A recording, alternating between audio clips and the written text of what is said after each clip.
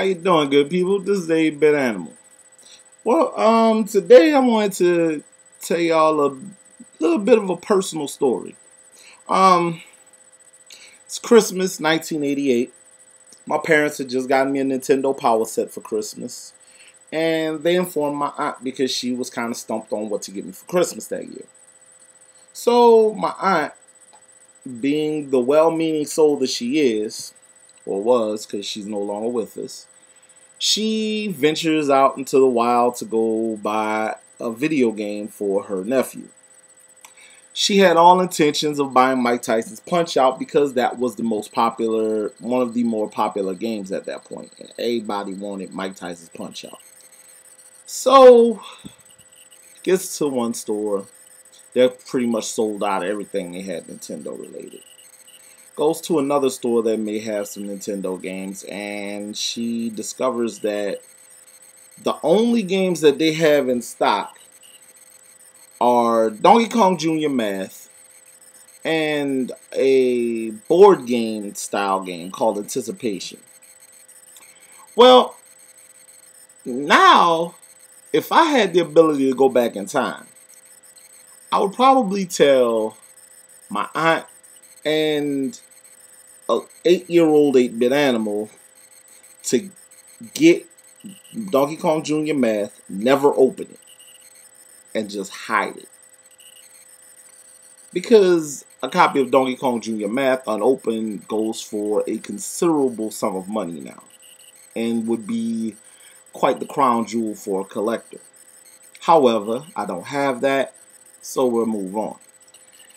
I instead was given a copy of Anticipation for the NES that Christmas. Matter of fact, this copy of Anticipation. This is the first game ever given to me for my Nintendo Entertainment System. So much so that my family, after an incident involving a neighborhood kid, initialed my cartridges. Alright, so Anticipation. First of all, look at the box art, the label art for this game. And it was the same on the box. This looks like a bad family sitcom or some bad sitcom. It's all white folks, and they look like they're witnessing the most exciting thing they have ever seen in their lives.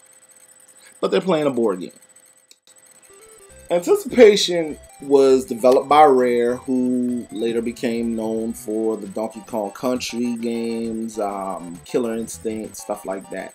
But they had also, for the NES, had developed several titles for several different publishers, namely the Wizards and Warriors games. What else? I'm kind of stumped right now, and I was just thinking of this. Solar Jetman, Battletoads.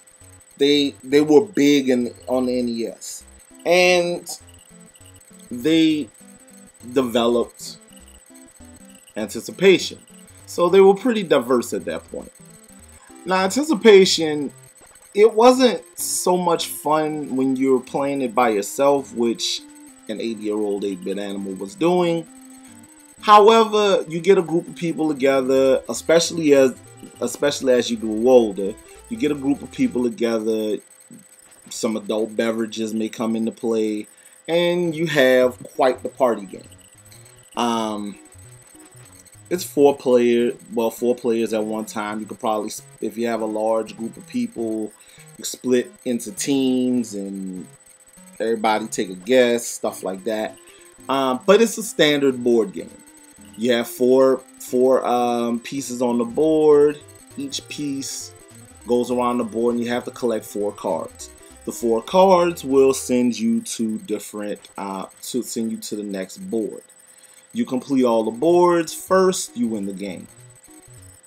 There's not a whole lot to it. It's kind of like Pictionary in a sense. But like I said, it wasn't the best game. It's not the rare. It's by no means a rare game. You can get a copy for like 99 cents or $1 or something like that. But Anticipation holds a special place in my heart, at least this copy does, because it was the first game that I was given for the NES. And to be quite honest, it's a fun little diversion, especially when you have a group of people around. This is the 8-Bit Animal. Tomorrow, I'll be talking about the first game that I personally bought with my own money for the NES. This is the 8-Bit Animal. You guys have a great day.